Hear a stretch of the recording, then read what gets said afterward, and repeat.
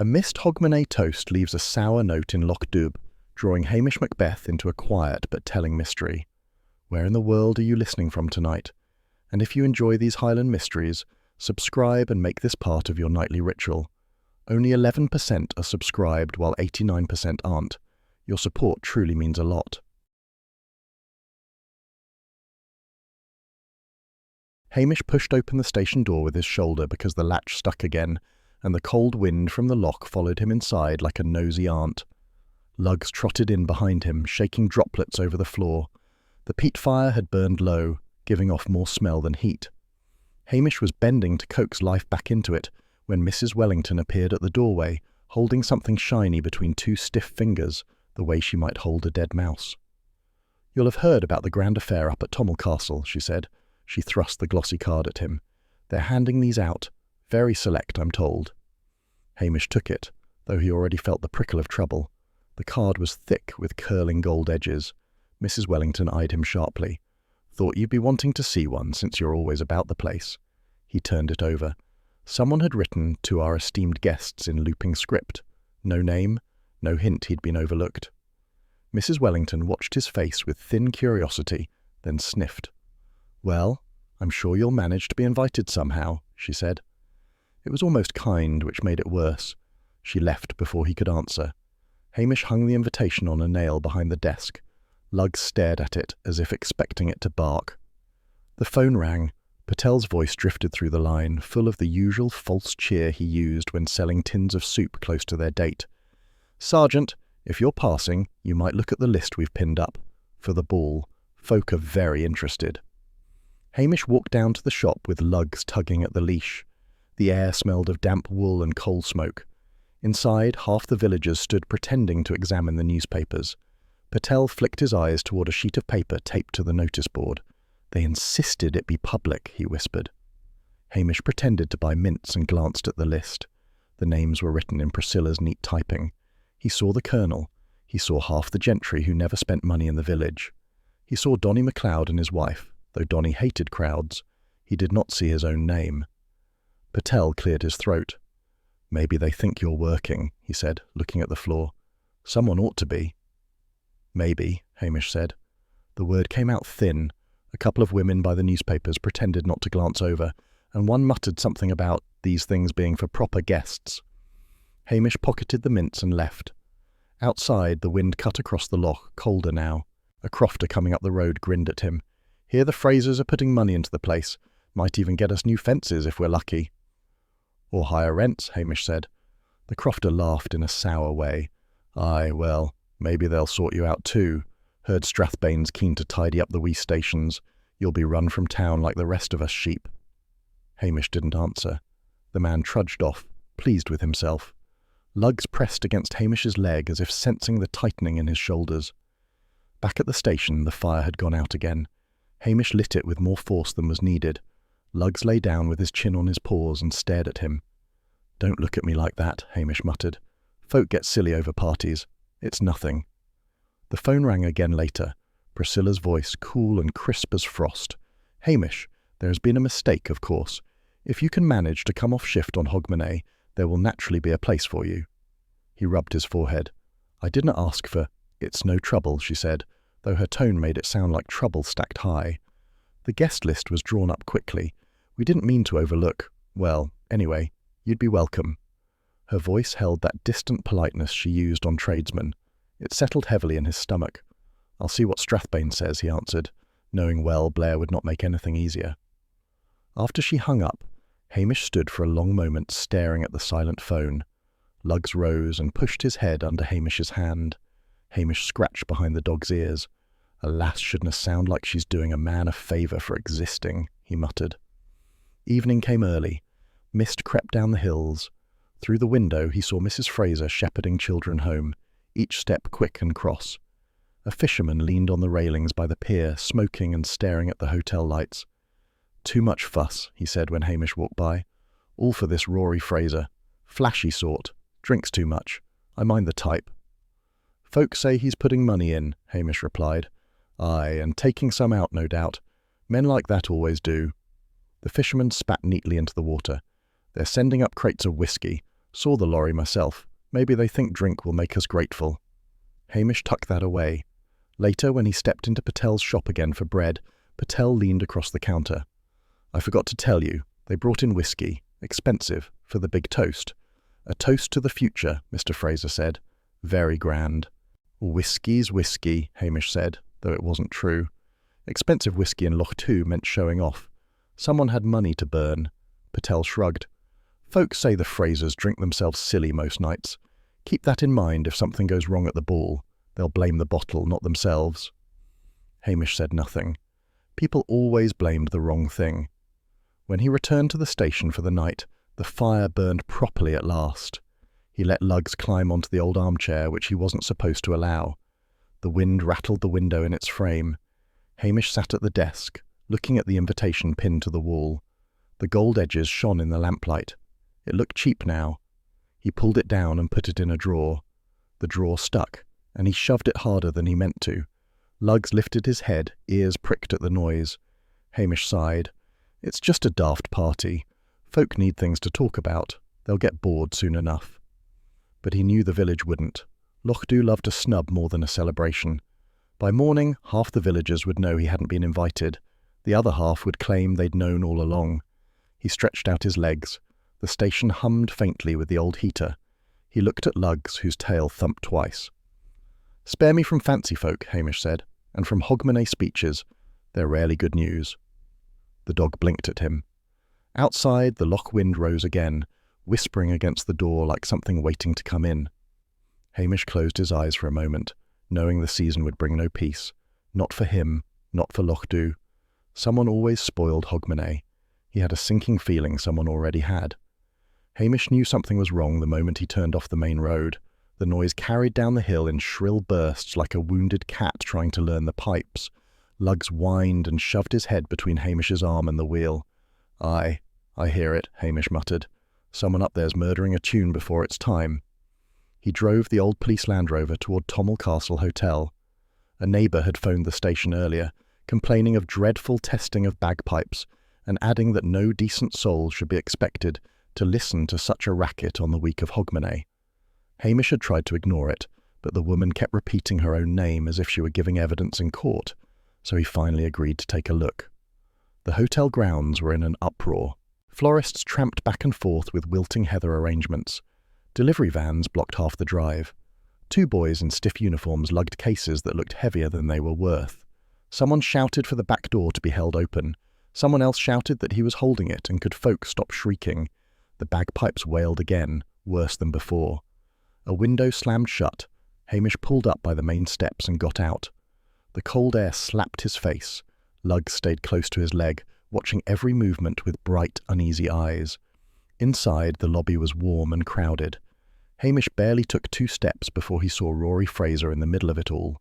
Rory was tanned in that artificial way that suggested lamps rather than sunshine. He shook hands with Colonel Halberton Smythe as if he were wringing out a cloth. "Prosperity," Rory declared. "That's what we'll bring here. It'll put Lochdu on the map at last." Hamish felt a small stab at hearing the village used like an advertising slogan. The Colonel made the sort of polite sound he used when he had no intention of agreeing. Priscilla stood a little apart, speaking to a porter. When she noticed Hamish, her expression tightened slightly, as if he had arrived with mud on his face. "Sergeant Macbeth," she said, coming forward, "thank you for dealing with the noise complaint. We've had musicians rehearsing. Necessary, I'm afraid." Hamish nodded. Folk nearby were getting annoyed. "I'm sure they'll survive," she said. "We have important guests arriving all week. There mustn't be any police fuss on the night itself. It would reflect very badly." The words stung more than they should. "I'll keep out of your road," he said. She gave a quick, polite smile that didn't reach her eyes. A glint on a table caught his attention. A silver quaich lay there, polished so bright it showed 2 distorted Priscillas in its bowl. Hamish nodded toward it. "For Hogmanay?" The hotel manager appeared before Priscilla could answer. He had the anxious look of a man trying to manage 20 things at once and failing at 19. "Midnight toast," he said. "Mr. Fraser will lead it. A toast to the future of Tommel and Lochdu. And then, well, there will be an announcement about investment and necessary economizing." Hamish raised an eyebrow. "Economizing usually means somebody loses out." The manager cleared his throat and looked away. A young receptionist nearby pretended to sort envelopes. She dropped one, blushed, and leaned closer to Hamish. "They're saying the wee station here might close. For efficiency. Everything's centralised at Strathbane." Hamish felt the cold more sharply then, as if someone had opened a window. "Folk don't take kindly to being reorganised like furniture," he said quietly. The manager gave the sort of strained smile used on guests who complain about dust. "The future is the future, Sergeant." Rory Fraser strode past at that moment, clapping Hamish on the shoulder as if they were old friends. "Good to see the police taking an interest. You'll love what we have planned. This place is going to shine." Hamish stepped back. Rory smelled of cologne strong enough to hide a dead mackerel. "Just hear about the noise," Hamish said. Yes. Can't have the villagers upset," Rory said, as though the villagers were a herd of restless sheep. He returned to Colonel Halberton Smythe, who looked relieved to have him depart even briefly. Lugs let out a soft, uneasy rumble. Hamish glanced down. "Hush," he muttered. "You'll start something." On his way toward the side corridor, Hamish heard low voices near the office door. Mrs. Kiernan, the accountant, stood there clutching a ledger to her chest. Rory stood opposite her, smiling in a way that wasn't friendly. "You can't just wipe years away on a balance sheet," Mrs. Kiernan said. Her voice trembled. "You let me worry about that," Rory replied. "Numbers are simple. People complicate things." Hamish slowed his step, but Mrs. Kiernan shot him a sharp look that warned him off. She walked briskly away, spine stiff. Rory adjusted his cuffs, smirking to himself before returning to the lobby. Hamish had taken no more than 3 more steps when a sous-chef in a flour-dusted apron stormed from the kitchen. "I've had enough of this fancy carry-on," he announced to no one in particular. "Menus fit for snobs, and them telling me to smile. I'm no painted doll." He slammed through a door. A waiter shook his head. "Ignore Archie. He hates the season." Hamish stored the remark, though it felt more like someone trying to distract him.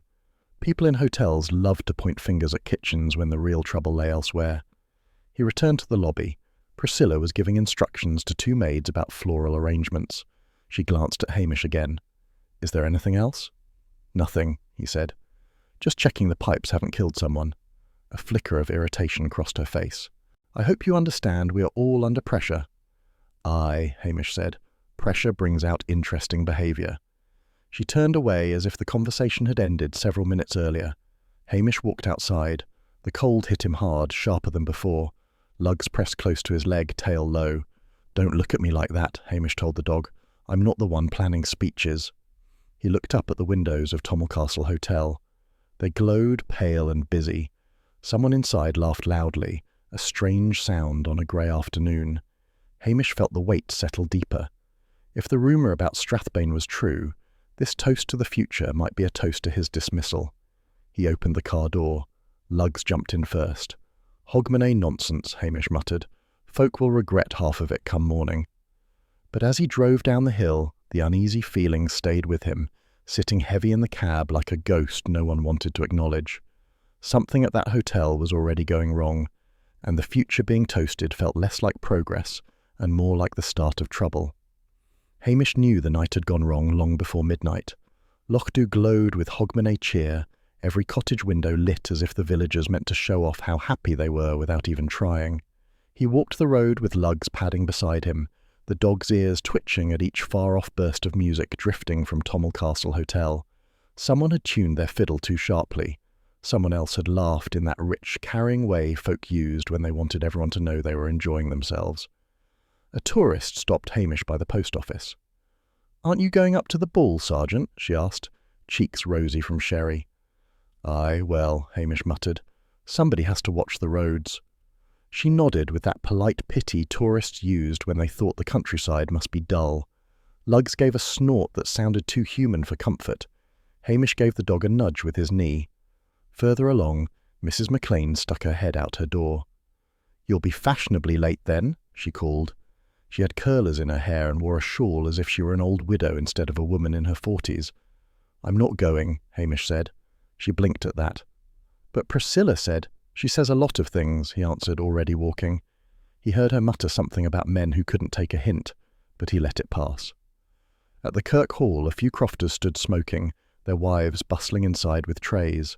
One crofter nodded to Hamish. Hope they've good whiskey up there. Folk say it costs a fortune. Costs more when folk drink too much, Hamish said. The man laughed. You'd know, Sergeant. You'll be keeping order. Hamish walked on before he had to correct him. He reached the station and let himself in. Luggs headed straight for the armchair. Hamish didn't stop him. The fire spat weakly, reluctant to burn properly. He tuned the wireless low. Bells from some city church rang faintly. He pretended not to hear them. He made tea and drank it too hot, scalding his tongue. Midnight crept closer, carrying the smell of damp peat through the cracks in the windows. Now and then he imagined he heard the roar of applause from the hotel, but it was only the wind. 5 minutes past midnight, the phone shrilled in a way that made Luggs leap off the chair. Hamish grabbed it. A man's voice gasped through the line, breathless and frightened. It's the hotel, Tommel Castle. Mr. Fraser's collapsed after the toast. Please come, quickly. Hamish slammed the phone down, pulled on his coat, and strode out with Luggs close at his heels. The night seemed colder, the lock air sharp and sour. The Land Rover coughed twice before starting. Tommel Castle blazed with light. Cars dotted the drive haphazardly, some with doors left open. Music had stopped. He could hear nothing but voices. Too many voices, some rising high with panic. Inside the ballroom, the air stank of spilt drink and perfume. People clustered in frantic knots. Rory Fraser lay flat on the polished floor, his eyes wide as if surprised by something he would never explain. His tartan sash sat crooked. One shoe was twisted under his leg. A doctor knelt beside him, wiping his forehead and looking flustered. Likely a heart attack, he murmured. These things happen suddenly. Hamish crouched, awkward and unsure. Luggs whined low, ears flat. Back, boy, Hamish said softly. A woman in a blue gown grabbed Hamish's sleeve. He just clutched his chest, she cried. One moment he was laughing, then down he went. Oh, it was awful. Another guest pushed forward, waving her hands. Something was wrong with the quaich, she insisted. I smelled it. Odd. Sweet. Not right. A man snorted behind her. He'd complained earlier about a tightness. Took pills from his pocket. Poor devil. Hamish tried to sort the words into something useful, but they came too fast. The quaich sat abandoned on a table, its silver dulled by fingerprints. A tray lay tipped on its side, one glass smashed across the floor. He noticed a sticky scent rising from the shards, something he didn't recognize. He leaned closer, but the crowd jostled him, and the moment passed. Should secure the drink, he muttered half to himself. But the doctor spoke louder. Sergeant, please give us room. This is delicate. Hamish stepped back. Luggs moved closer to him again, shivering though the hall was warm. A waiter wrung his hands near the bandstand. He'd just toasted the future, the boy said. Everyone cheered. Then he went grey, like a stone. He swallowed hard. It was the drink. Must have been the drink. Hamish didn't disagree. Not out loud. The music stands looked crooked, the fiddles resting silently like abandoned tools. A half-eaten canapé was crushed under someone's heel. He tried to gather people into some order, but they all spoke at once. Priscilla stood by the wall, arms stiff at her sides, her icy blue dress untouched by the chaos. She met his eyes briefly, then looked away as if ashamed of something. Perhaps the scene, perhaps him. Hard to tell. "Where's Blair?" someone demanded. Hamish felt his stomach tighten. On his way, he said, though he wasn't sure. He should have secured the bottle. He should have shut down the chatter. Instead, he let the doctor declare it a heart attack. A tidy explanation for a messy scene. He looked again at the shattered glass. The scent lingered faintly. He tried to place it, but his mind snapped away. Too many people staring, too much noise.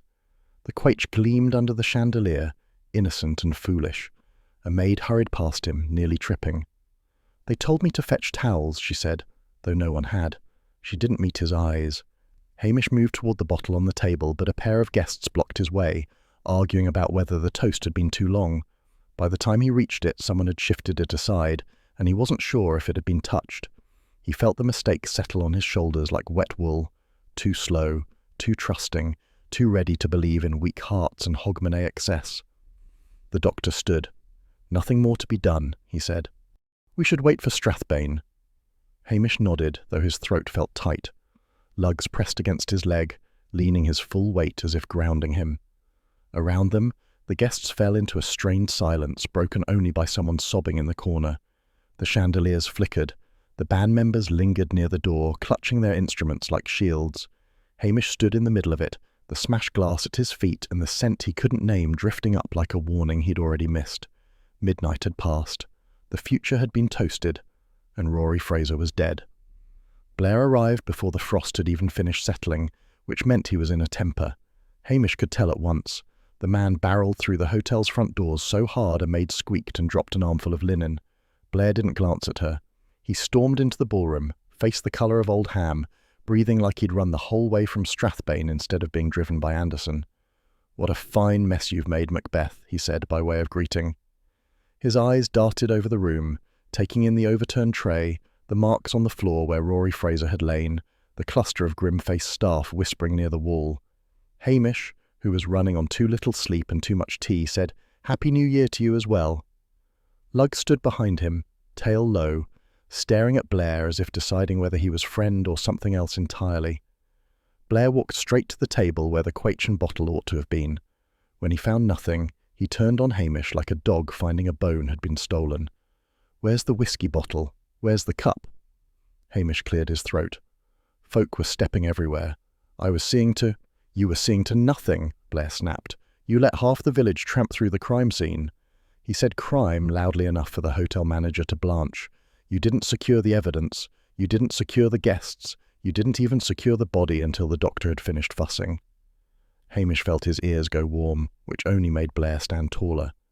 "Until toxicology reports come back," Blair declared, "I am treating this as suspicious." A ripple of fear moved through the hotel staff. Someone dropped a spoon. The manager hurried over, wringing his hands. "Superintendent, please, the guests—" "Guests?" Blair barked. "One of your guests dropped dead in your ballroom. You're lucky I don't shut this place and put caution tape round it." "Well, that would make a scene," the manager whispered. "A scene has already been made," Blair said, marching off toward the group of villagers who had drifted in, hoping to overhear something juicy. Hamish followed, with Luggs close by. Luggs kept glancing up at him the way a sensible creature does when it can smell trouble. Blair pushed into the knot of villagers and pointed at Donny MacLeod, who had come in with his wife to deliver some trays for the New Year breakfast. "You," Blair said. "You had a quarrel with the deceased." Donny, a big man with a stubborn jaw, blinked slowly. "It wasn't a quarrel. It was discussion." "Raised voices in Patel's shop," Blair said, "witnessed by several." His grin widened. "You threatened him." Donny rolled his eyes. "I said he'd get what was coming to him, meaning folk wouldn't like his plans. I didn't say I'd give it to him myself." Blair gestured toward Anderson, who fumbled out a notepad as if he'd never held one before.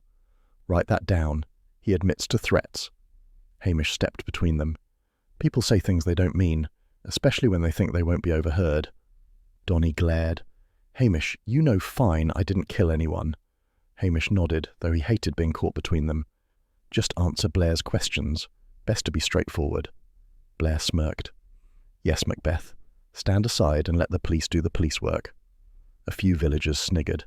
Donny's wife Mary folded her arms and eyed Blair like she might spit at him. "You'd blame a crofter before you'd blame a businessman," she said. "Typical Strathbane behaviour." Blair ignored her and leaned in toward Donny. "Where were you during the toast?" Donny opened his mouth to speak, but his wife got there first. "He was outside, cooling off," she said. "Too many posh folk crowded round him. He hates that. Always has." Donny shot her an irritated look. "I wasn't cooling off. I was checking on the sheep. They might lamb early." "Checking on sheep," Blair repeated. "During Hogmanay, in a suit?" Donny flushed. "Only thing clean I had." Blair pounced. "You left the ballroom. You could have slipped anywhere." Hamish made a soft noise meant to calm the situation, but it only drew Blair's glare. "You're protecting him." "I'm asking you not to jump," Hamish replied, trying for steadiness. "Oh, I'll jump," Blair said, "right onto the throat of whoever did this.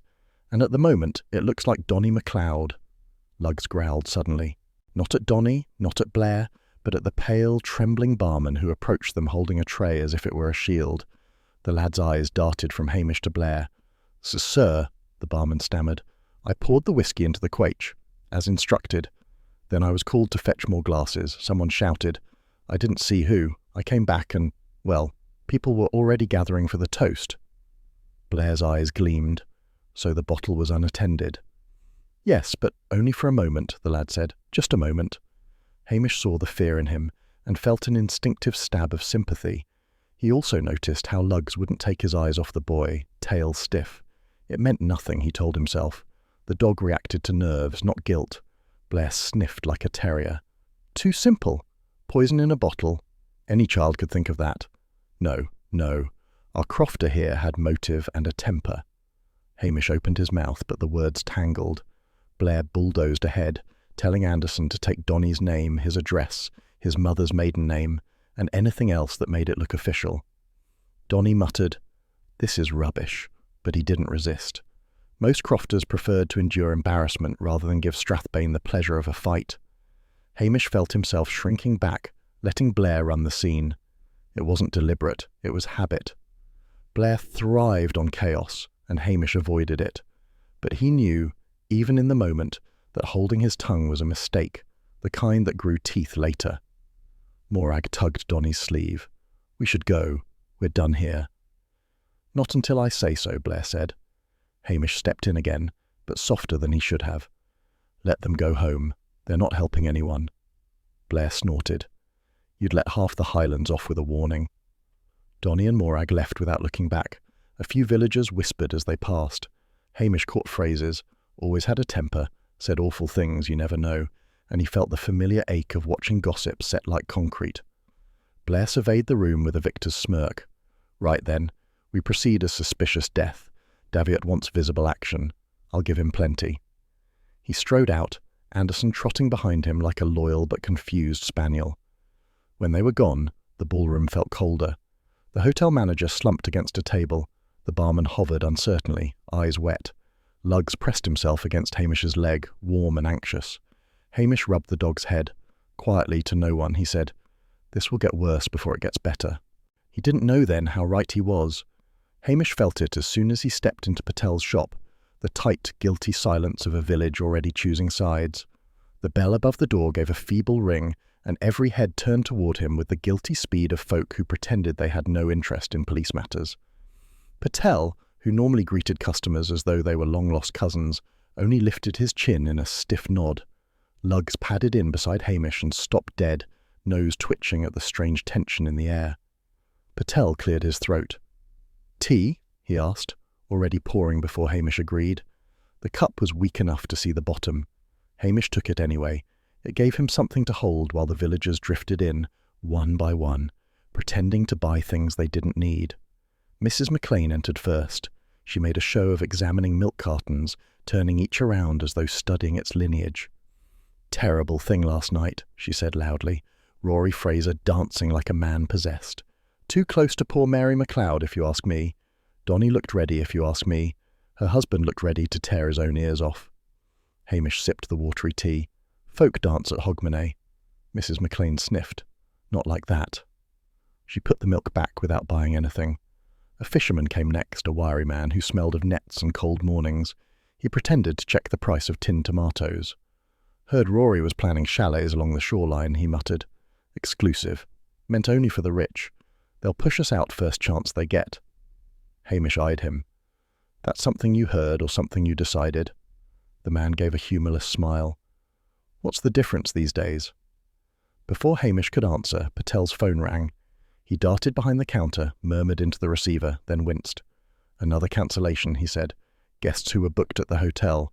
They say they don't want to stay somewhere with incidents." Mrs. McLean tutted. "First time Lochdu makes the papers, and it'll be for a death on a dance floor. Shameful." Patel lowered his voice. "They're calling it cursed already. Nonsense, of course, but you know how people talk." Hamish did know. Talking was what Lochdu excelled at. The door swung open again, letting in a gust of cold air and Priscilla Halberton Smythe, wearing a coat too elegant for a village shop and an expression too tight for a woman merely buying cigarettes. She didn't greet anyone, only brushed past Hamish to the counter. 20, please," she said to Patel, not looking up.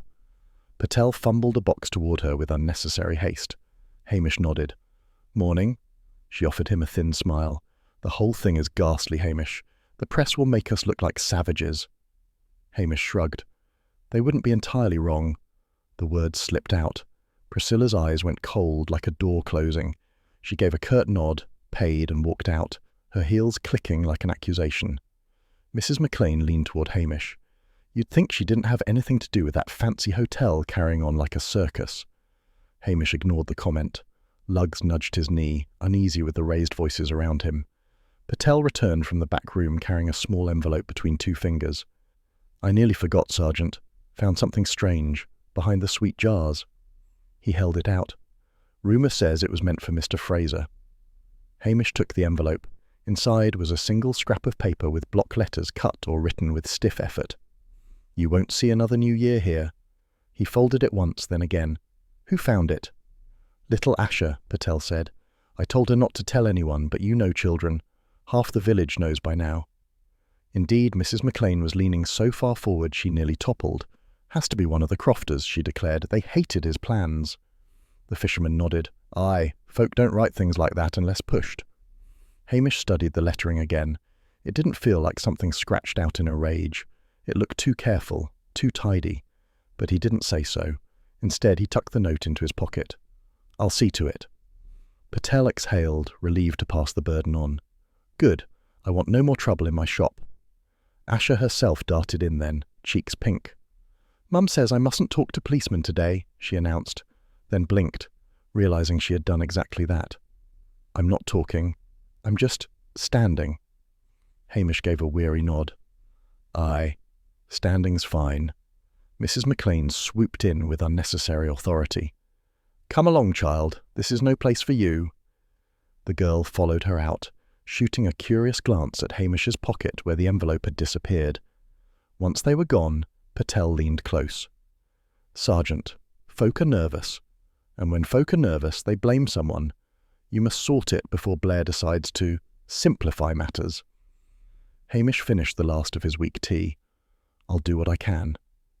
It didn't reassure Patel. Nothing would today. The bell rang again as another villager came in to buy something pointless. Gossip hovered like smoke. Everyone wanted answers, but no one wanted to give anything useful.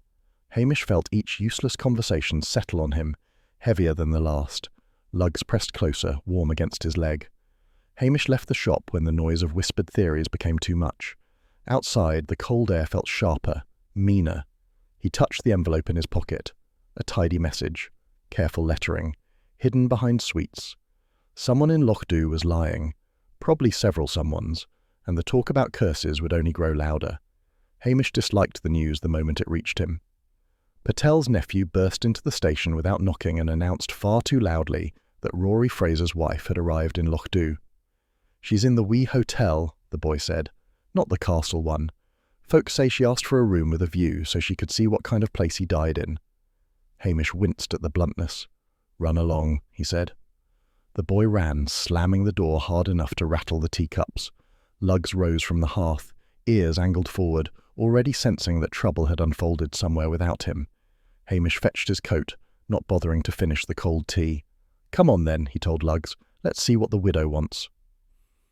The small hotel smelled faintly of boiled cabbage, as it always did. The carpets had a pattern designed to hide spills and despair. When Hamish knocked, he expected a grieving widow, or at least a woman pretending to be one. Instead, Sheila Fraser opened the door wearing a sharp dark suit and the kind of heels that looked unsuitable for rural pavements. Her hair was styled so precisely that even Lochdu's damp air hadn't managed to flatten it.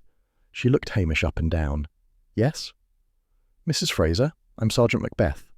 She stepped aside with a cool sweep of her hand. Come in, if you must. The room was tidy, impersonal, and smelled faintly of expensive perfume. Luggs sniffed the carpet, unimpressed. Hamish cleared his throat. I'm sorry for your loss. Sheila gave a short laugh. Save your sympathy. We hadn't lived together for years. The only thing I lost was a man who never could keep himself out of trouble. Hamish shifted his weight. Sympathy had not been his intention anyway. I'll need to ask you a few questions. Of course you will. She sat on the edge of the narrow bed, crossing her legs. Though I doubt this place has many surprises. He died showing off, I expect. It was always his style. Hamish frowned. Showing off? She waved a manicured hand. Some Hogmanay performance, wasn't it? Speeches and that ridiculous special toast. Hamish paused. You heard about that? She blinked too quickly. Someone mentioned it. Does it matter? It did matter.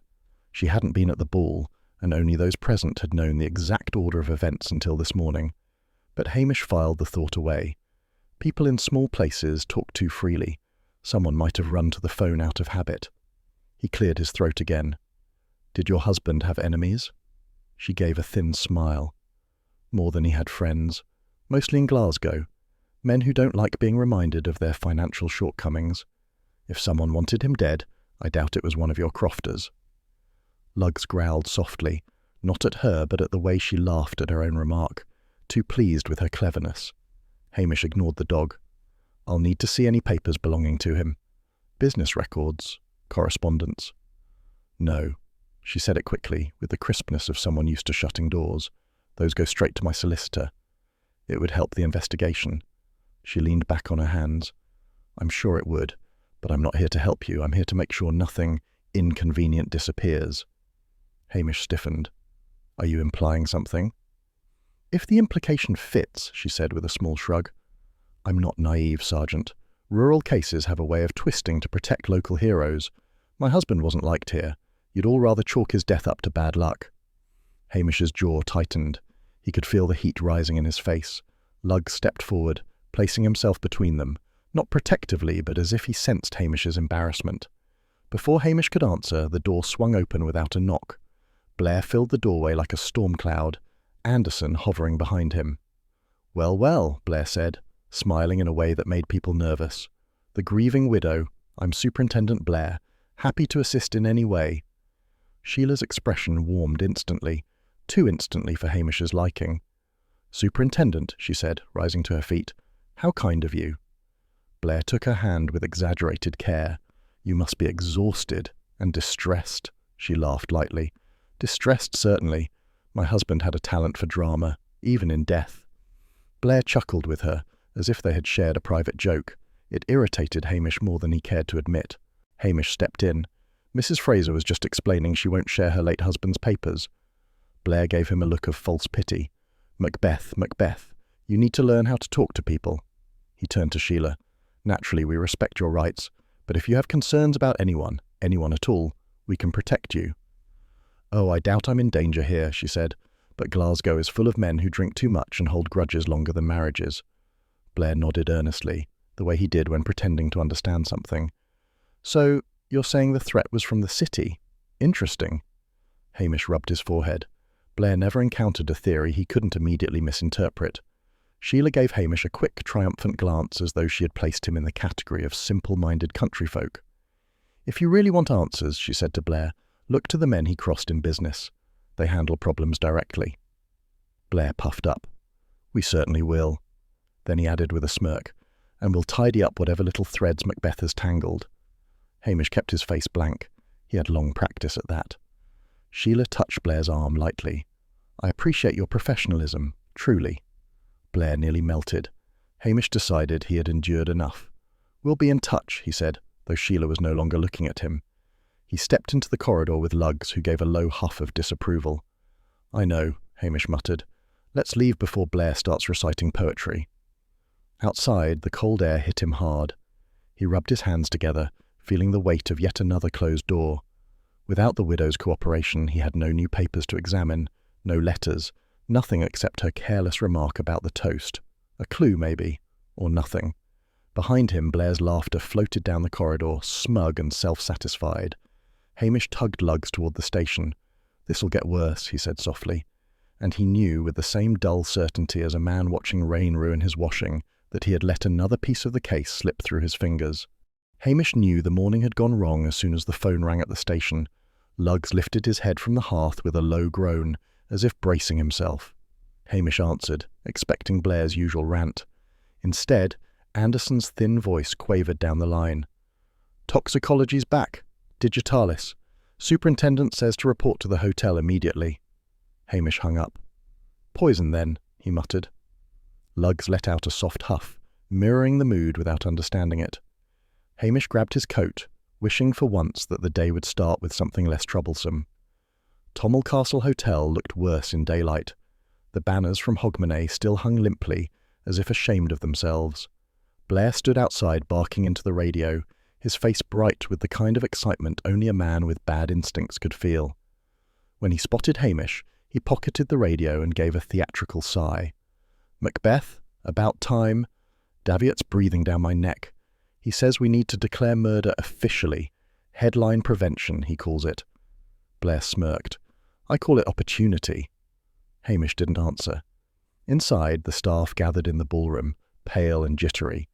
The Quaich sat on a table draped in white linen, which only made it look more like evidence laid out for judgment. The hotel manager stood beside it, wringing his hands. "Somebody used this to kill a guest in my hotel," he said. His voice cracked on hotel. Blair enjoyed the drama. "We'll find out who." Hamish stepped closer, lugs padding behind him. The Quaich looked harmless, ridiculous even, polished to a shine that now felt obscene. Hamish wondered if the poison had clung to the metal, if Rory had tasted bitterness before collapse. Then he stopped himself. Thinking too much about the dead never helped anything. Blair clapped his hands. "Right, staff first. Let's start with the boy who poured the drink." The young barman, Ian, stepped forward, looking as though he might faint. His apron was spotless, which somehow made his shaking worse. Lugs gave a low growl, not suspicion, only responding to the boy's fear. "Tell us again," Blair commanded. Ian swallowed. "I poured from the bottle kept behind the bar. It's always locked. I had the key for the night. Mr. Fraser said it needed to be the good whiskey." His voice wobbled. "Then someone called for more glasses, so I set the bottle on the side table just for a moment. Only a moment." "And anyone could have touched it," Blair said triumphantly. Ian opened his mouth, closed it and nodded. "I suppose so." Hamish stepped in. "Who called you away?" It was the sous chef. He said they were short on clean tumblers." Blair waved this aside. "Doesn't matter. We already know who had motive." Hamish's jaw tightened. "We're interviewing staff just now, sir." The hotel manager raised a trembling hand. "If it helps, the medicine cupboard holds the digitalis for the Colonel's heart prescription. Only Mrs. Kiernan and I have keys. The cupboard's always checked." "Bring her in," Blair said. Mrs. Kiernan entered with her ledger tucked under her arm, her spine straight as a fence post. She looked at Hamish as though he were already wasting her time. "I cannot imagine how this happened," she said. "My stock list is exact to the last pill." "Exact?" Blair asked. She opened the ledger briskly. "Yes, except—" She stopped. Her eyes narrowed. "One bottle is missing." Blair leaned in like a cat seeing cream. "Missing? How convenient." Mrs. Kiernan snapped the ledger shut. "I would hardly poison my employer's guest at my own place of work," she said, her voice stiff and cold. "No one said you did," Hamish answered quietly, though Blair's grin suggested otherwise. An elderly housekeeper shuffled forward. "If you're investigating medicines," she said in a wavering voice, "I sometimes take a drop of the Colonel's tincture for my own palpitations. He always said it was fine." Blair pounced. "Did you go near the bar last night?" Her eyes widened. "Bar? No, sir. I was cleaning the side corridors, and I don't drink whiskey. Burns my throat." "Useless," Blair muttered. Hamish watched the woman retreat, cheeks pink with shame she didn't deserve. He felt a flash of irritation, Blair's favourite fuel, but kept it buried. Instead, he turned back to Ian. "You left the bottle on the table. Who stood closest?" The boy looked at the floor. I don't remember. Things were busy." Hamish believed him. Blair did not. "That Crofter fits the bill better," Blair announced loudly. "Donnie MacLeod, threats, temper, access to the hotel, and now poison's involved. Perfect." Hamish winced. "We should speak to everyone who handled the bar area first." Blair snorted. "You'd rather chase shadows than face the truth." Hamish didn't reply. Arguing with Blair only made Blair louder. The hotel manager wrung his hands harder. "My staff are frightened. Business is already dropping. If it gets out that poison was involved—" "It is involved," Blair said. "And until we have a culprit, you'll keep this room sealed. No more parties, no more bookings, understood?" The man looked ready to faint. Hamish felt a pang of pity, then a pang of annoyance at himself for feeling anything at all. Lugs nudged him gently, sensing the rising tension without knowing the cause. Hamish looked around the ballroom. The table, the abandoned glasses, the lingering sour smell from spilled drink. None of it added up neatly. Donnie MacLeod hardly seemed the type to fiddle with medicine cupboards. Staff members, however, had keys, and habits, and grudges of their own. But Blair had already decided, and Strathbane decisions were hard things to budge. Hamish said slowly, "It may not be Donnie." Blair fixed him with a cold stare. "You'd defend a thief if you thought it would make you look clever." Hamish felt his ears burn, but he didn't rise to it. He nodded instead, a gesture Blair mistook for agreement. "Good," Blair said. "We'll proceed. Anderson, get statements. I'll speak to Daviot." And just like that, Blair swept out, taking the small measure of calm with him. The staff dispersed in uneasy silence, leaving Hamish alone with the Quaich and its bitter history. Luggs nudged the table, whining softly. "Aye," Hamish murmured. "I feel the same." But he knew the worst part was still ahead. Blair had chosen his suspect, and Hamish would pay for it if that suspect turned out to be the wrong man. Which, knowing Blair's instincts, was highly likely. Hamish had barely sat down with a fresh cup of tea when the station door burst open so violently that Luggs leapt to his feet and growled. The young barman, Ian, stood in the doorway, white as flour and shaking like a man twice his age. His hair stuck up at odd angles, as if he had run both hands through it until it rebelled. "Sergeant," he gasped, "I never touched that bottle, I swear it." Hamish set down his cup. "Come away from the door before you freeze to it. Sit down." Ian stumbled to the chair opposite the desk. Luggs sniffed him once, decided the boy was harmless, and settled near Hamish's feet, though not entirely relaxed. Ian's panic had filled the room like a draught. Hamish kept his voice mild. "Tell me what you mean." Ian dug his bitten nails into his palms. "Blair thinks I poisoned Mr. Fraser. I heard him telling Anderson. He says anyone who had the bottle in their hands is fair game." He swallowed hard. "But I didn't. Not properly. I mean, I did pour it, but what?" Hamish asked. Ian leaned forward, dropping his voice to a whisper as though Blair might burst through the wall. "I left the bar. I had to. The phone in the staff corridor rang and Mary shouted at me to answer it because she was carrying dishes. I was gone a few minutes, maybe more, I don't know. Everything was loud." Hamish's stomach tightened. This was exactly the sort of gap Blair loved. Simple, convenient, and ruinous. "Did you tell Blair this?" "No." Ian looked horrified. "If he hears I left the bottle alone, he'll say I did it, or that I let someone else do it. I'll be sacked or arrested." His breath came too fast. "Sergeant, I didn't poison anyone. I couldn't. I barely know what digitalis is." Hamish studied the boy. Thin wrists, bitten nails, the flinch at every noise in the building. A lad like that could barely stand up to a strong wind, let alone commit murder. It was foolish thinking, but instinct sometimes felt truer than evidence. "Still," he said carefully, "if Blair asks again, you'll need to keep calm." "I can't," Ian whispered. "He terrifies me." Luggs gave a soft whine, picking up the tension. Hamish rubbed the dog's head absently. He should send the boy away, should let him tell the truth and let Blair make whatever mess he pleased with it. That was the sensible thing, the proper thing, but sensible rarely won in Lochdu. Footsteps thudded outside. Before Hamish could speak, the door swung open again. Blair barged in with Anderson clinging behind him like a coat caught on a hook. "There you are," Blair said, fixing Ian with the expression he usually reserved for slow-witted criminals. "We've more questions." Ian froze. Hamish stepped forward, blocking the boy from view just long enough to think a foolish, dangerous thought. "He says he was at the bar the whole time," Hamish said. Blair's eyes narrowed. "Does he now?" "Aye," Hamish repeated, keeping his tone flat. "Didn't leave his post until after the toast." Ian stared at Hamish, wide-eyed, not daring to nod in agreement. Blair swung his glare between them, smelling something amiss but not clever enough to identify it. "You're too soft on these country lads, Macbeth," he said. "You always have been." Hamish shrugged, feigning indifference. "Suit yourself." Blair turned to Ian. "If you remember anything else, you come to me, not this soft-hearted farmer." "I'm no farmer," Hamish said, though Blair was already bustling out. Anderson scrambling after him. Ian sagged in the chair, head dropping into his hands. "Why did you do that?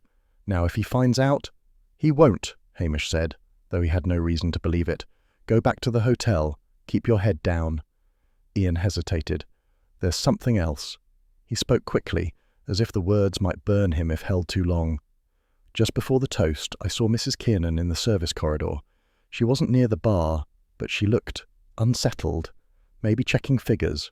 She always checks figures. He swallowed. I didn't think it mattered. Hamish dismissed it with a wave. Accountants practically live in corridors. Nothing strange there. But the boy looked troubled. I shouldn't have said anything. Forget it. Hamish nodded, but the remark lodged somewhere in the back of his mind like a pebble in a shoe.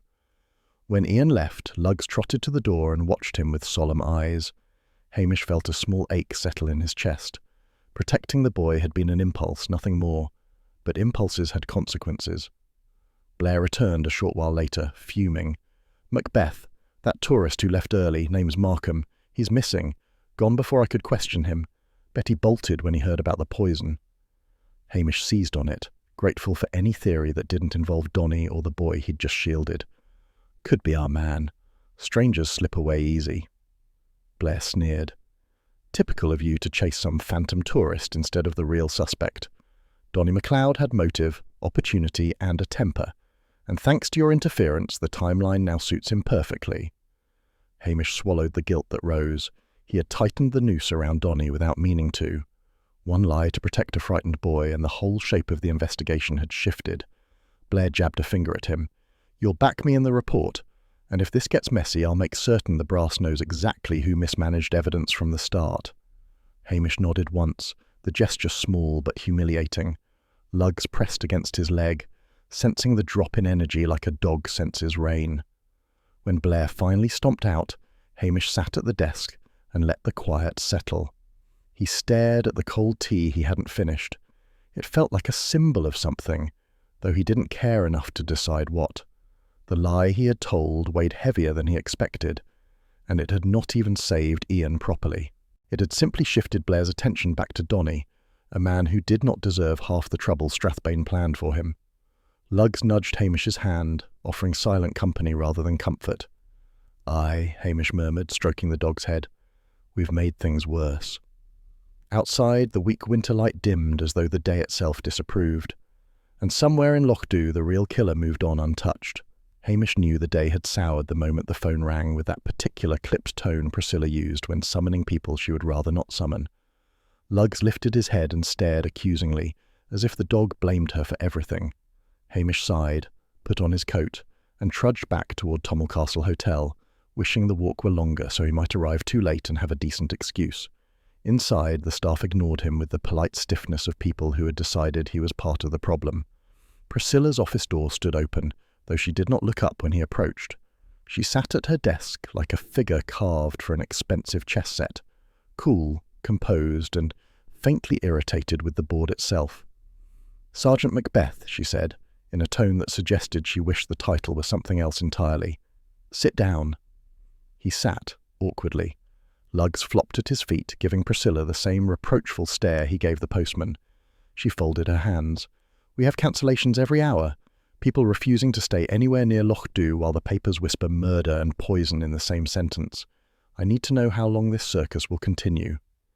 Hamish bit back a retort. Until we find the culprit, Miss Halberton Smythe.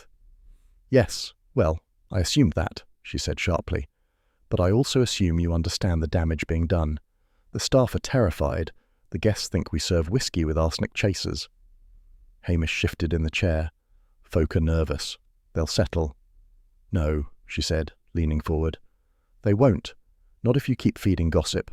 I know you're annoyed about the invitation nonsense, don't interrupt, Hamish, but you cannot afford to let personal feelings cloud your judgment. If you stir things now, the press will crucify us. He stiffened. I'm not stirring anything. You are, she said, cool as frost. And you always disliked Rory's sort. Loud, ambitious, moneyed. But disliking someone does not make them a villain. Hamish looked at the corner of her desk rather than at her. Folk said he meant to strip the estate bare. Folk say many things. She reached into a drawer and withdrew a neat stack of typed cards. These were his speech notes for the Hogmanay toast. He intended to announce renovations. Saving the hotel, not ruining it. Without his investment, we might have had to sell anyway. And if that happened, Hamish, you might lose your station. Strathbane would happily close it. Hamish felt heat crawl up his neck. He had been too ready to believe the worst. Again. Too ready to trust the crofter's muttering and his own prejudice against anyone who strutted about calling Lochdu a development opportunity. Priscilla slid the cards across the desk. Read them. He scanned the crisp lines. They were exactly the sort of speech Rory Fraser would give. Bold promises, confident projections, a few heavy-handed jokes. But then he reached a heading. Thanks to community supporters. Below it names, Colonel Halberton Smythe, Mrs. Kiernan, hotel staff. Then a blank space where another card should have been. There was meant to be one more, Priscilla said. Rory kept one card aside, the final announcement. I didn't see what was on it, but he said it would include you. She said it without looking at him, which made it worse somehow. Hamish felt something shift sharply under his ribs. It's missing, he said, too flatly. Priscilla shrugged. Perhaps it was never typed. Rory forgot things. He wasn't the most organised man. Her tone made it sound like this were a favour, sparing Hamish embarrassment. He stared at the empty space again. Someone had removed that card. Not a mistake. Not forgotten. Gone. But Priscilla's explanation lodged itself between him and the truth, dulling the stab of suspicion. He told himself the same lie he had told about many other things, that it meant nothing. She lifted her chin. You're taking this too personally. I'm not, he said, though even he heard the unconvincing note. You are, she repeated, and the longer you let resentment guide you, the less likely you are to find the truth.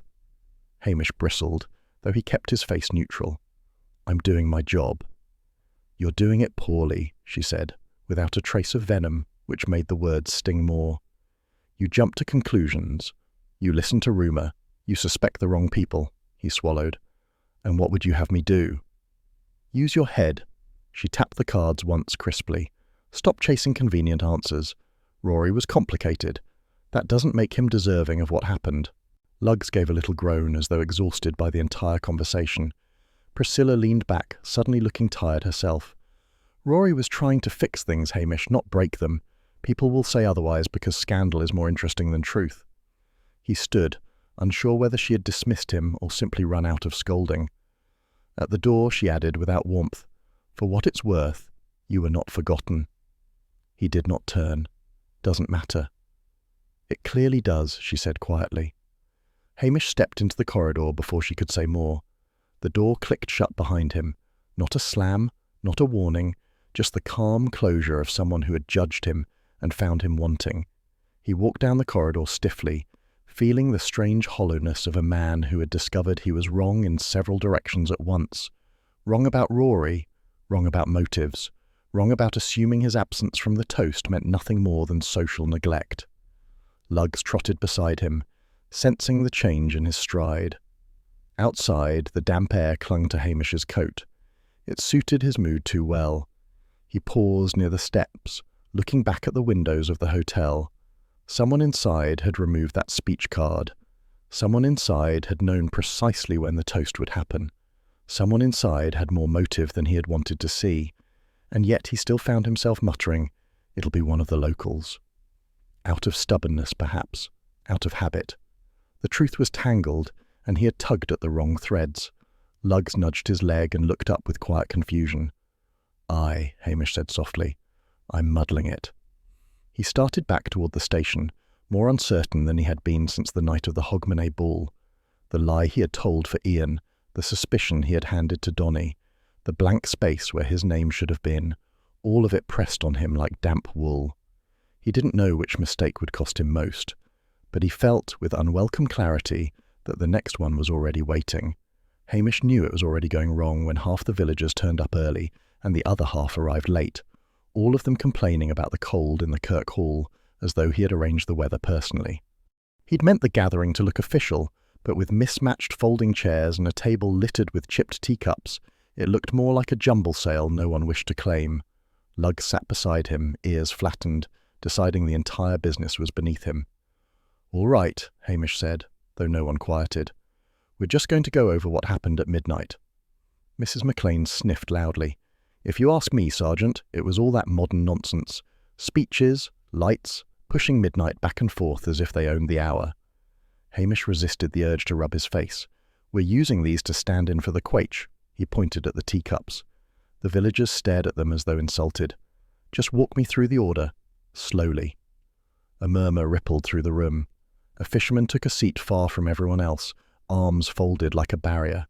Patel leaned against the radiator, which refused to heat anything except itself.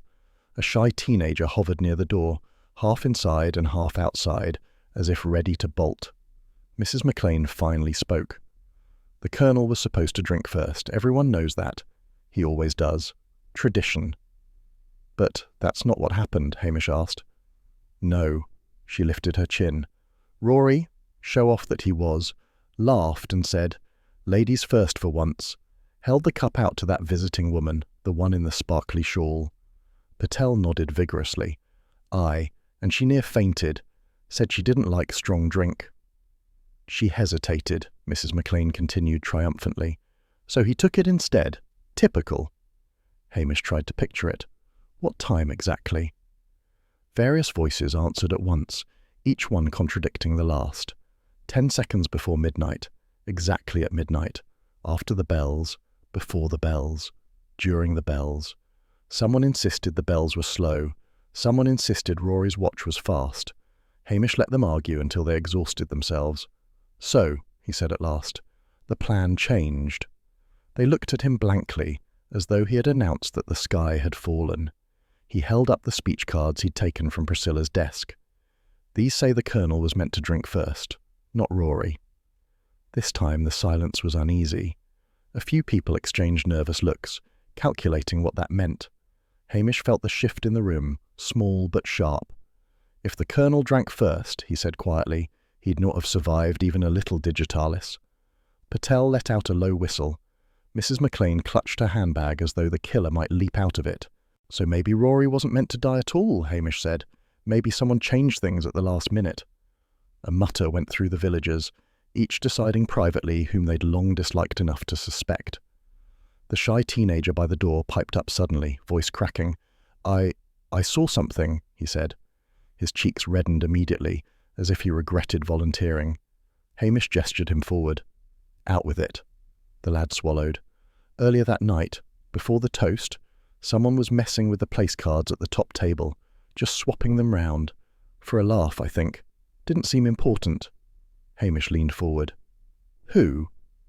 "I dunno," the boy whispered. "Just someone in a black dress. Had jangly bracelets. I thought it was one of the staff."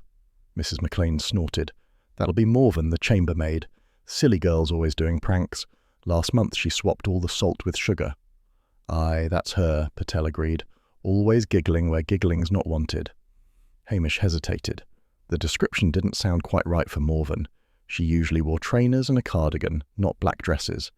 But the villagers latched onto the idea instantly, their relief almost palpable. Blaming Morven solved something for them. Luggs lifted his head and stared at Hamish, sensing the confusion spreading through the room like damp. "Right," Hamish said slowly, though his instincts tugged him elsewhere. "I'll speak to her."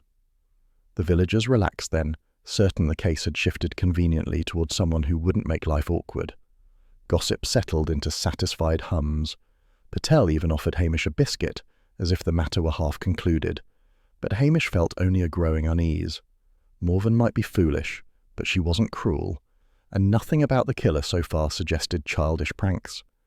He gathered the teacups, letting the villagers drift away in clusters, each one whispering a different version of the night's events. Only the teenager lingered. "I didn't mean trouble," the boy said quietly.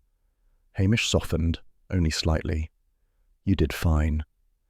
The lad nodded, then slipped out into the evening. Hamish stood alone in the cold Kirk Hall, Luggs pressing against his leg. The empty space where the villagers had been felt heavier than their presence. The mismatched cups still sat on the table, absurd stand-ins for something far deadlier. If the Colonel had drunk first, the entire case twisted. Someone had tried to kill a man whose death would send ripples through Loch Dhu far worse than Rory's passing had done. Someone who'd been planning the estate's future, perhaps even Hamish's own. And someone inside the hotel had known exactly how to change the order of the toast. Hamish switched off the hall lights, feeling the dark settle around him, sour and familiar. "Come on, Luggs," he murmured. "We're not done making mistakes yet." The dog trotted beside him, uneasy, as Hamish stepped out into the gathering chill with more questions than he'd had when the day began. Blair had already done something foolish. Hamish could feel it before he saw it, the way one feels the heaviness of a storm that hasn't yet broken. Lugs paced beside him, restless, as they crossed the square toward the market stalls. The usual Saturday bustle had grown sharp-edged, voices too loud, glances too quick. Hamish recognised that look on the villagers' faces. They were waiting for something, and not something good. Then he heard Blair.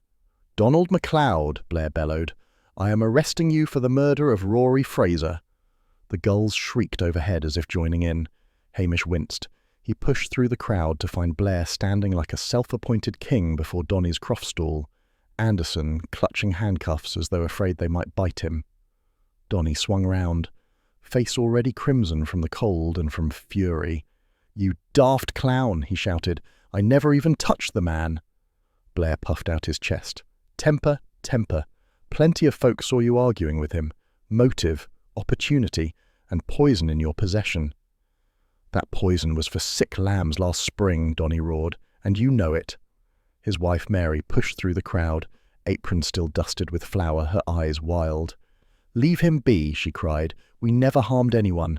That bottle's been in the shed for months. I haven't seen it since—" Blair held up a hand. "Spare us the theatrics." Hamish stepped forward. "Superintendent, the evidence is thin." Blair turned on him. "You had your chance, Macbeth. This is me tidying up your mess." The words hit harder than they should have. A few villagers glanced at Hamish, then looked away quickly, as though he were something embarrassing left on a doorstep. Donny lunged once, but Anderson, to everyone's surprise, managed to grab his arm. Mary screamed. The fisherman at the opposite stall shook his head, muttering, "There's no smoke without fire." Hamish felt something inside him tighten. Donny's not a killer. Blair gave a tight smile. "And yet here we are, arresting him." Daviot's voice crackled through the superintendent's radio, tinny but triumphant. "Excellent work, Blair. A strong signal of progress. Keep the press informed." Blair straightened smugly. "You see, Macbeth? Leadership." Hamish wanted to say several things, all of them unwise. Instead, he watched Donny struggle as Anderson and Blair dragged him past the vegetable stalls. Lugs whined softly and pressed against Hamish's leg, unsettled by the shouting. Mary followed them, sobbing. "Tell them, Donny. Tell them about the bottle. It wasn't touched since spring. Someone must have—" "Enough!" Blair barked, shoving Donny toward the police car. Hamish caught Mary's arm gently. "Go home just now. I'll speak to you later." She jerked her arm away, hurt blazing in her eyes. "Don't you later me, Hamish Macbeth. You let this happen. You stood there and let them take him." He opened his mouth, but no words came that wouldn't make things worse. She turned and ran, apron flapping like a flag of surrender. The villagers watched her go, then looked back to the police car as Blair forced Donny into the back seat. Patel wandered to Hamish's side, arms folded. "Well," he said quietly, "that's that then." "No," Hamish muttered. "It's not." Patel gave a humourless shrug. "Folk will believe what's easiest, and this is easy. Too easy." Hamish felt the wrongness of it as keenly as if someone had pressed a cold stone against his chest. Donny might have been loud, stubborn and foolish, but the man had never held a grudge longer than an afternoon. Poison was for secrets, not temper. Lugs trotted a few steps and looked back at Hamish as though urging him to move, do something, stop this. But Blair already had Donny in the car. Anderson slammed the door. Blair waved mockingly at the villagers, basking in their murmurs of approval and unease. Hamish stepped closer. "Superintendent, no more from you," Blair snapped. "You're too involved, too friendly with these people. I'll handle it." "You're charging him because it's convenient," Hamish said quietly. Blair's smile thinned. "No, I'm charging him because he fits. You'd know that if you spent less time sipping tea with shopkeepers." The car door shut with a hollow thud that felt final. Blair climbed into the driver's seat, Anderson taking the passenger side, pale as a boiled onion. The engine coughed to life. The villagers parted, watching with a mixture of satisfaction and dread as Donny MacLeod, loud, stubborn, unrefined Donny, was driven out of the square like a criminal. The gossip began instantly. Hamish heard fragments float past. Knew he'd go too far one day. That temper of his always said it. Poor Mary, but still, No smoke without fire. The phrase struck him again. No smoke without fire. Lochdu loved that saying. It excused all manner of wrong conclusions. Hamish rubbed the back of his neck. Luggs nudged him again, uneasy. Patel's voice softened. Hamish, are you sure he's innocent? Hamish didn't answer. He couldn't, not out loud, not with half the village watching. But inside, his instincts twisted painfully. Donny had enemies, yes, but none that required poison. And Mary's protest about the lambing poison, months old, forgotten in a shed, that felt real, too real for a staged outburst, which meant someone had planted it, and someone wanted the villagers to believe Donny capable of murder. Hamish stared at the road where the police car had vanished. The square felt colder now, the market smaller. A few villagers avoided his eye altogether, as though the arrest were a mark of his failure. He turned away before anyone could speak to him. Luggs padded beside him, keeping close. "Come on, boy," Hamish murmured. "We've made fools of ourselves again." But the truth pressed on him harder with every step. If Donny MacLeod was being paraded as the killer, then the real murderer had just been handed a perfect hiding place, and Hamish had helped Blair deliver it. Hamish knew the scheme was doomed the moment he unfolded the trestle tables and the legs refused to lock properly. One clattered down at the wrong angle and nearly trapped Luggs's tail. The dog yelped and gave Hamish a reproachful stare, as though this latest indignity summed up the entire investigation. "Aye, I ken," Hamish muttered. "It's already a shambles." The Kirk Hall smelled of damp hymnals and old biscuits. He had laid out sheets of lined paper, borrowed pens, and a little sign that said, "Statements. Please write clearly." It looked pitifully earnest.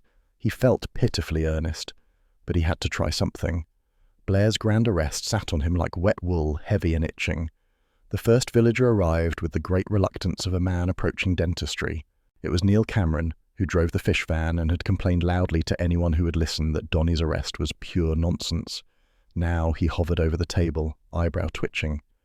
"So," Hamish said, trying for briskness, "if you put down what you saw, just a few lines, it'll go into the file. They can't ignore it." Neil picked up a pen as though it were a dead mouse. "Aye, well, I did hear a thing or two." "Good. Write it." Neil poised the pen, then set it down quickly. "My brother gets work up at the hotel in summer. I'm not crossing them." "It's not crossing anyone," Hamish said, already knowing it was pointless. "Aye, well." Neil backed away, hands raised. "I'll just leave it." He left at speed, almost knocking over a stack of chairs. Next came Mrs. Fraser, not related to Rory, she always insisted, usually with pride. She marched up to the table and sat with determination. "I'll write," she declared. "I won't see Donny blamed for something he didn't do." Hamish felt a glimmer of hope. Luggs even wagged his tail once. Mrs. Fraser wrote 3 words, frowned hard, and pushed the paper away. "No, I'm not doing this.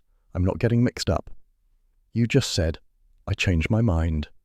She stood abruptly, cheeks pink. "I did see someone near the kitchen that night, but I'm keeping out of it." Hamish froze. "Who?" She hesitated only a fraction. "That fancy widow of his, Sheila. I saw her walking past the side entrance near the kitchens just before midnight." Hamish blinked. "You're sure?" "As sure as I am that my kettle leaks, but I'm not putting it on paper.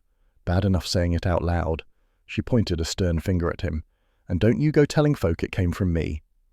Before he could answer, she swept out, leaving the door banging behind her. Hamish sat heavily. Sheila Fraser had claimed she was at the smaller hotel at that time, and if she had been sneaking round the side entrance, well, it painted a picture. A convenient picture. A picture that pointed straight at Glasgow grudges, the sort of theory Blair liked because it involved only outsiders behaving badly. Luggs whined, picking up Hamish's confusion. More villagers drifted in. They murmured support, traded gossip, called Blair a fool, called Strathbane worse. But when Hamish gestured to the papers, they all stepped back as though he'd asked them to sign confessions.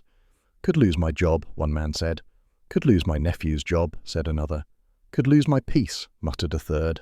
Every excuse different, every refusal the same. Even the Kirk cleaner, who never feared anyone, held up her hands. "Not writing anything, Sergeant. If you put things down in ink, they come back to bite you. Spoken words die, written ones don't." By noon, Hamish had collected exactly 2 half-finished sentences and 1 doodle of a sheep. None of it worth showing to Blair, let alone Daviot. He leaned on the table, staring at the untouched pens. His own village, folk who trusted him with lost children, missing dogs and quarrels between neighbours, refused to trust him with this. Luggs nudged his knee, confused by the silence. "I know," Hamish said quietly. "It's not their fault." But it was their fault, a little, and his, a little more. Something in him had slipped out of step with Lochdu, and the villagers sensed it. They were protecting themselves now, not him. He began packing away the papers with more force than necessary. A pen rolled off the table and clattered to the floor. Luggs sniffed it, uninterested. Hamish straightened the chairs, though they didn't need straightening. He stood in the empty hall, surrounded by the absence of help, the echo of villagers who'd chosen silence over loyalty. Sheila at the side entrance, Mrs. Fraser's slip, the convenient Glasgow story forming in his mind. Another wrong direction, another distraction. He folded the last trestle table, the metal legs squealing like protest. Outside, he could hear the faint hum of village talk. Tidy speculations, confident conclusions, all wrong. His defence of Donny had nothing to stand on, nothing to present, nothing to counter Blair's neat, convenient case. The silence of Lochdu had become another accusation. Hamish locked the Kirk Hall and stood for a moment with his hand on the cold key, feeling Luggs press against his leg. The dog liked endings. He assumed the locking of a door meant a task finished. Hamish felt only the unfinished weight of it all. "Come on, boy," he murmured. "We're losing ground." They walked away from the Kirk, both quiet, both uneasy. The hall behind them held no answers, only the shape of a village that had chosen not to speak. Hamish should have gone home, but home meant sitting in the station with nothing to show for the day except a few useless scraps of talk. So he let Luggs drag him through the drizzle behind Tommel Castle, where the stone walls looked darker than usual, and the puddles had a greasy shine.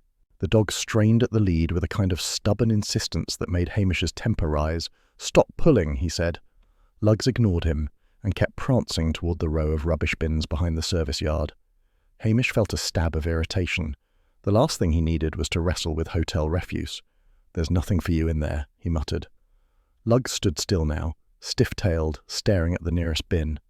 The dog wasn't solving anything. Hamish knew that. But the rain and the smell and the sheer exhaustion of being wrong all week made him lift the lid anyway. The stench rolled out like punishment. Hamish recoiled, blinking at the mess inside. Greasy paper, crushed flowers from table centerpieces, a broken plastic tray, and clumps of something unspeakable. Luggs sniffed loudly, then sneezed, which served him right. Hamish reached in with 2 fingers, more from stubbornness than curiosity. His hand brushed something stiff beneath the wilted flowers. He pulled it out and found a bit of charred card, the edges brittle. Another piece lay half-buried, blackened but not entirely destroyed. He carried the fragments to the low wall by the bins and spread them out. The drizzle had softened, leaving a thin mist clinging to the stones. Luggs sat beside him, ears tilted, sensing the tension but not knowing why. Hamish fitted 2 pieces together. Lines of Priscilla's neat typed lettering emerged. The card had once been cream. It was now streaked with soot, smelling of burnt sugar and something chemical. "For keeping us safe, our own Sergeant Ham." Hamish stared at it. His face felt hot despite the cold drizzle. So, Priscilla hadn't lied.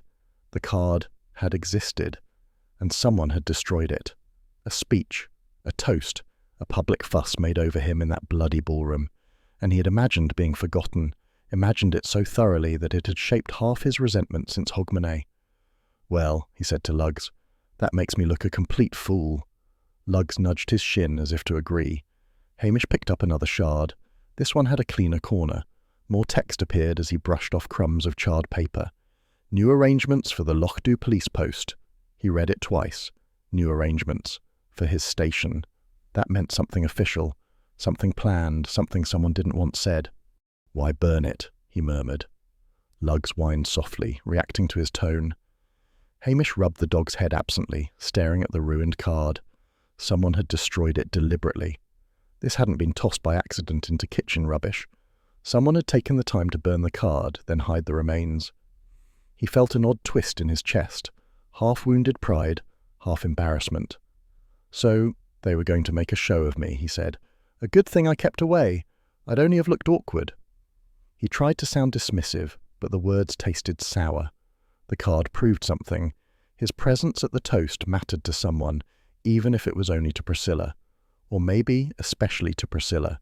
She hated fuss, yet she'd planned to make one for him. Hamish gathered the fragments and tucked them into his pocket. They smeared soot on his fingers. Luggs licked the edge of one piece and sneezed again. "Stop that," Hamish snapped, sharper than he meant.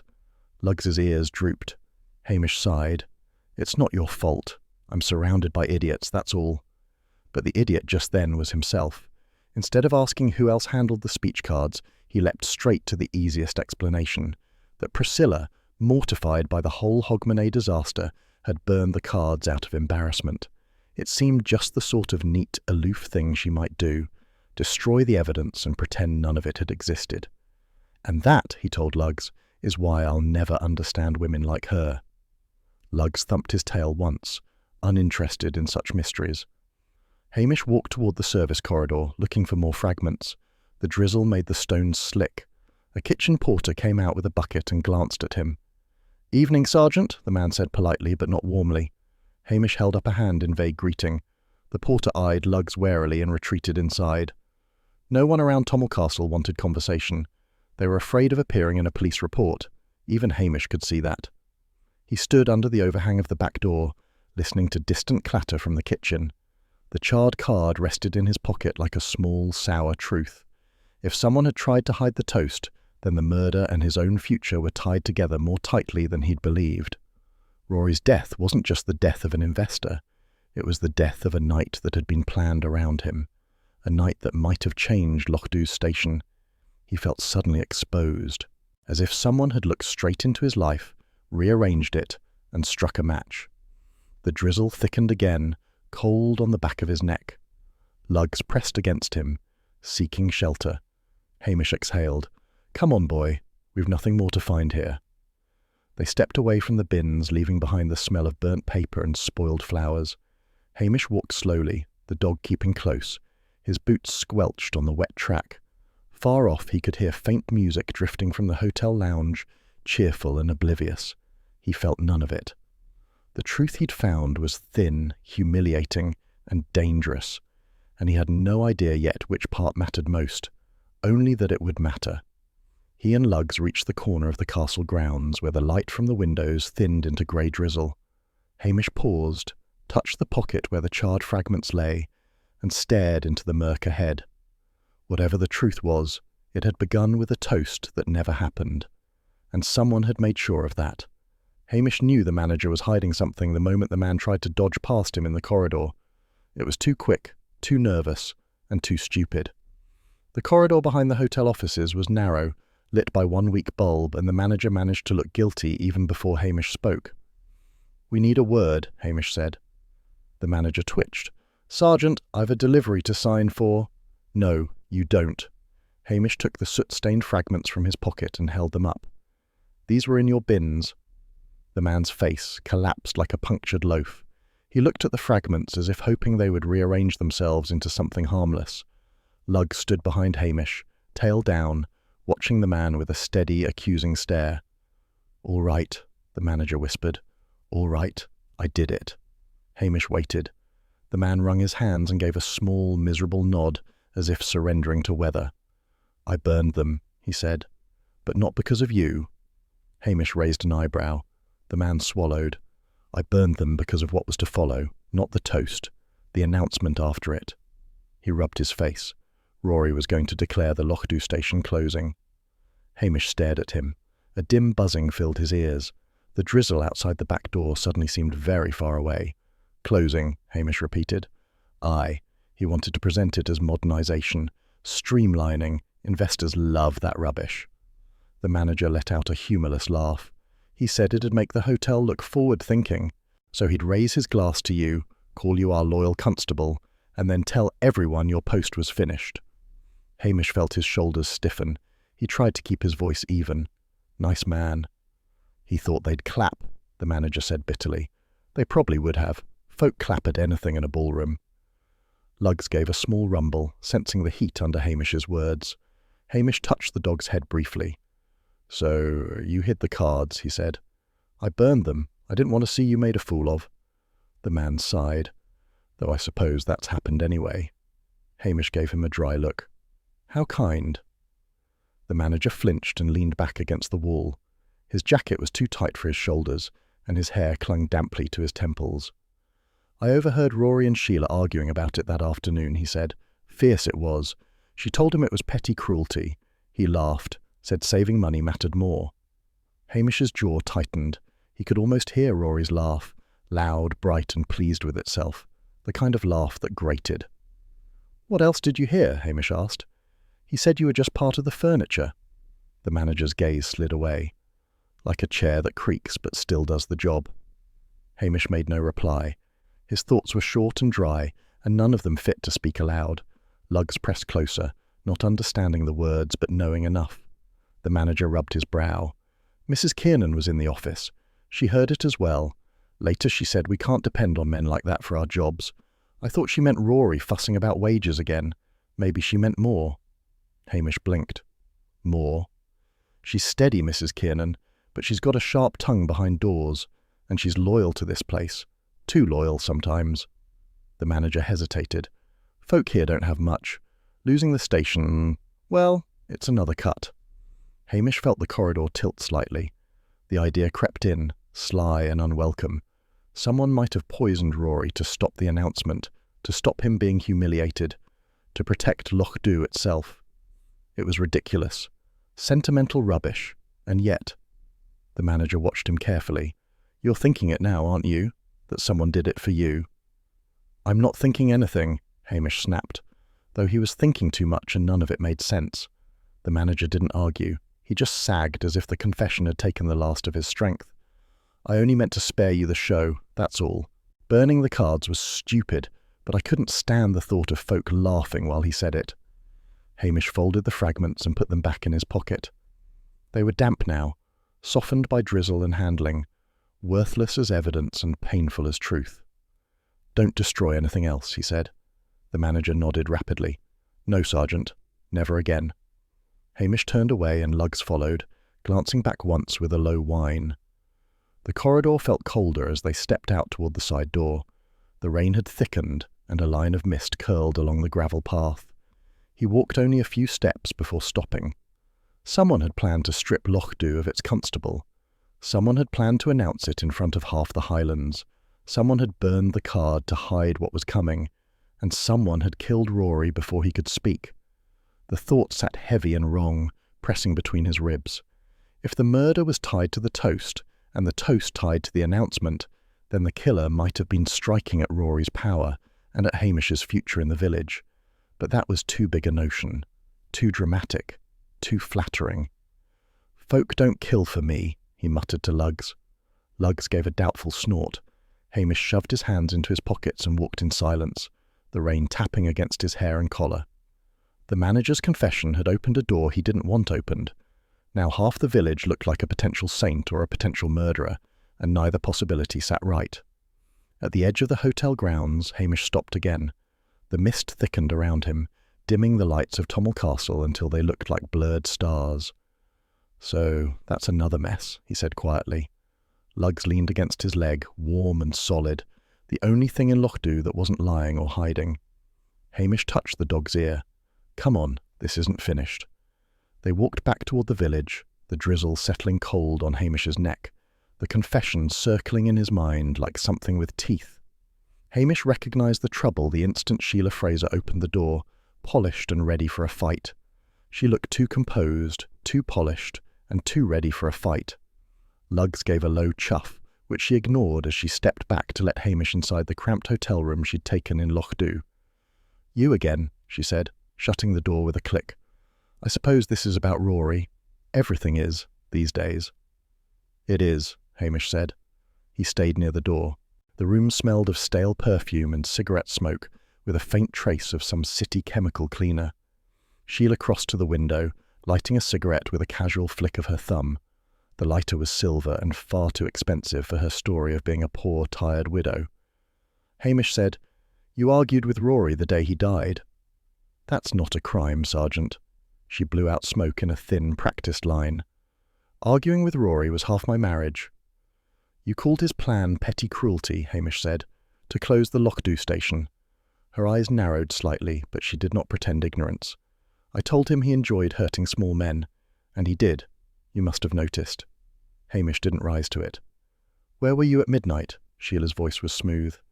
In my room here, alone. No one to vouch for me if that's what you want to hear. It's what I expected to hear, Hamish said. She gave an elegant shrug. Good. Then we've saved time. Hamish watched her a moment longer. The silence stretched. Sheila tapped her ash neatly into a saucer. You really think I killed him? She asked, her tone amused more than indignant. I think you're holding something back, Hamish said. Folk usually do. What a charming village you keep, she drawled. Then she flicked her gaze toward him with deliberate carelessness. All that fuss over one silly cup of whiskey. If he'd stuck to those dreadful cocktails he served earlier, he'd still be alive. Hamish's stomach tightened. Sheila continued smoking as though she'd said nothing unusual. He said very quietly, Who told you it was whiskey in the quaich? Sheila froze. It was tiny, a blink, the slightest pause of her hand. But Hamish saw it. She recovered quickly. Everyone knows that's what you drink in a quaich, she said, voice brisk. Aye, Hamish said, everyone knows that. But not everyone knew about cocktails being served earlier. That came from staff gossip. She drawled, You're imagining things. Hamish stepped closer, just enough for her to stiffen. No, I'm not. Where were you really at midnight? I told you. He let the next words fall with dry weight. Blair won't believe you. He'll enjoy tearing your story apart. That did it. Her lips pulled tight. Something bitter flashed across her expression, then settled into anger. You want the truth? She snapped. Fine. I saw someone, a woman, just before midnight. Hamish's voice stayed flat. Go on. Sheila stubbed out the cigarette with unnecessary force. Near the kitchen door, she was messing about with something, couldn't see what. Dark dress. One of those ghastly uniforms, probably. And she wore a bracelet that jingled every time she moved. Why didn't you tell anyone? Because I didn't care to get involved, she snapped. That hotel deserves whatever comes to it. Hamish eyed her. Who was she? The chambermaid, Sheila said quickly. The cheeky one. Hamish waited. Sheila's certainty faltered. Or someone like her. I only saw her from behind. She caught his look. Don't act as if Lochdu women dress elegantly. Half of them look alike in the dark. Hamish didn't answer. The detail of the bracelet sat in his mind like a stone. Someone near the kitchen, someone mobile, someone with access to the office and the bar. Why keep it quiet? Hamish asked. If you thought she had anything to do with it. Sheila lifted her chin. Because the hotel deserves a scandal. Rory made them dance to his tune. Let them choke on it now. Hamish stared at her. You're a cold woman. And you're a sentimental man, she said unfazed. It's why Rory thought he could make a fool of you at the toast. You care too much what people think. Hamish felt a sharp, unwelcome heat rise beneath his collar. Lugg sensed it and growled softly. Sheila laughed, thin and pleased with herself. You're wasting your time, Sergeant, she said. Your culprit is in that hotel, not in Glasgow, not in me. One of your precious locals desperate to protect their little patch. Rory was right about one thing. Your furniture here. Useful until you squeak. Hamish stepped back toward the door. If Blair hears you changed your story again, Sheila waved a hand. Let him come. I've dealt with worse than Blair. Hamish opened the door. The corridor outside was quiet, smelling faintly of damp coats. He paused once more, looking at her. You saw a woman with a jangling bracelet, he said. Don't change that again. She sniffed. I said what I said. He left without another word. Lugs padded beside him down the stairs, ears low. Hamish reached the doorway of the hotel and stopped under the overhang. A thin drizzle pattered against the gravel outside. The cold felt sharper after the heat of Sheila's cigarette smoke. A staff woman with access, with mobility, with enough knowledge to use digitalis. And Sheila, infuriating, slippery Sheila, had pushed his attention straight back to the hotel. Hamish rubbed his forehead. Another mess, he muttered. Lugs leaned against him, silent. Hamish looked out toward Lochdu, its rooftops blurred by the steady drizzle. The village kept its secrets. It always had. But now one of those secrets wore a bracelet that jingled in the dark. He stepped out into the rain, uneasy, and no closer to the truth than before. only certain that the next step would be worse.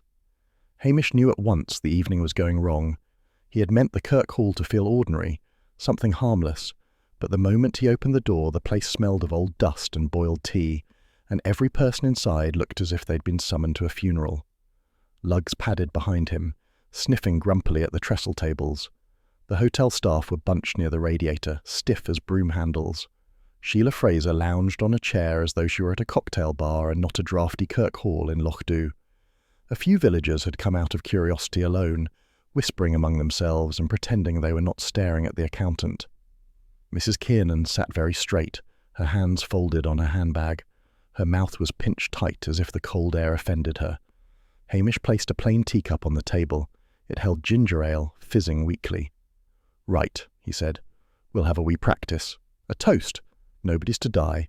That's the hope." There were thin, nervous laughs. One man coughed as if the joke were in poor taste, which it was. Sheila fluttered a hand. "Surely this isn't necessary." "It is," Hamish said. "Folk get confused at Hogmanay. Best we talk it through." Patel's nephew, hovering by the door, muttered, "This is daft," but he didn't leave. No one did. Hamish looked around slowly. "Before we begin, I want to mention the medicine cupboard, and the bottle that walked out of it." Mrs. Kiernan's eyes flickered. Only for a moment, but enough. Hamish kept his tone mild. "Digitalis. Nasty stuff if you don't know what you're doing. Whoever took it knew exactly how much to use. Not a guess. Not carelessness. Knowledge." A village fisherman said, "Maybe it was that Glasgow woman," jerking his chin towards Sheila. Sheila gave him a look sharp enough to cut cloth. "Don't be ridiculous. I can barely manage aspirin." Hamish ignored them both. He leaned against the table. "There's the toast to consider.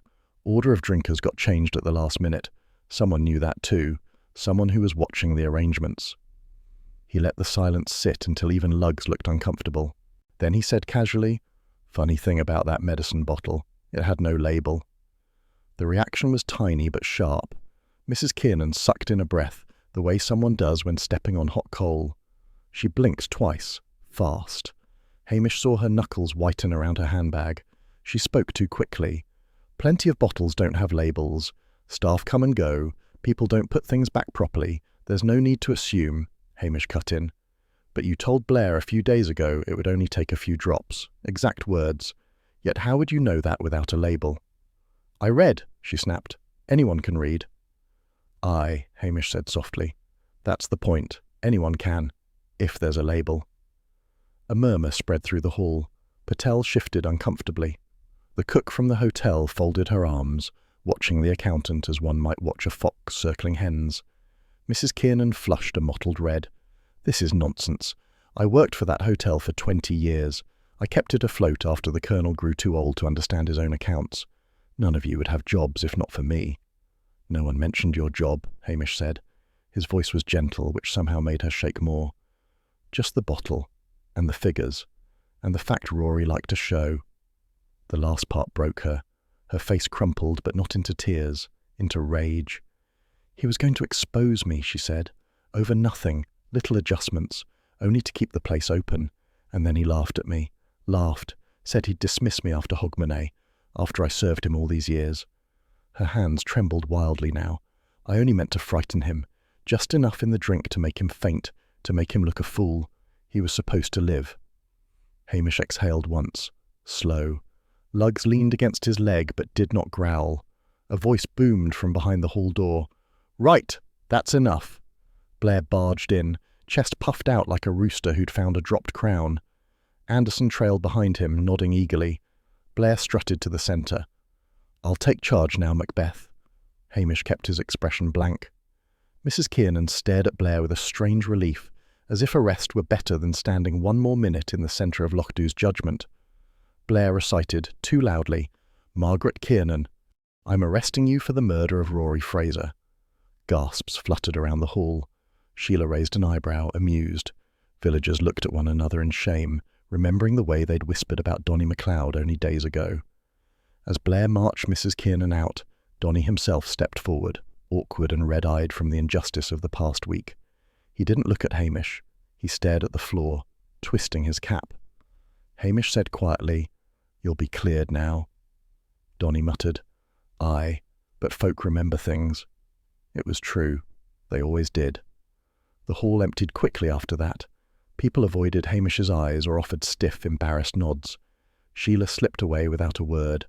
Only Patel paused near the door. You did right, Patel murmured. In the end. Hamish didn't answer. He felt wrung out, bone-tired. He walked to the table, picked up the teacup of ginger ale, and poured it down the sink. Later, outside, the night was damp but calm. The lamps of Lochdu blinked across the dark street. Hamish breathed in the faint scent of peat smoke drifting from cottages. Lugs nudged his hand. Hamish crouched, rubbing the dog's ear. They were going to toast me, he said. Imagine that. Lugs blinked, unimpressed. Hamish stood again, shoving his hands into his pockets. Behind him, the Kirk Hall loomed, empty now. Another toast had been suggested for him at the next village gathering. Something official, something cheerful. He wouldn't go. The Hogmanay he wasn't toasted at had been quite enough. He turned toward the station, Lugs trotting beside him, the quiet settling over Lochdu like a held breath, uneasy, but done with pretending.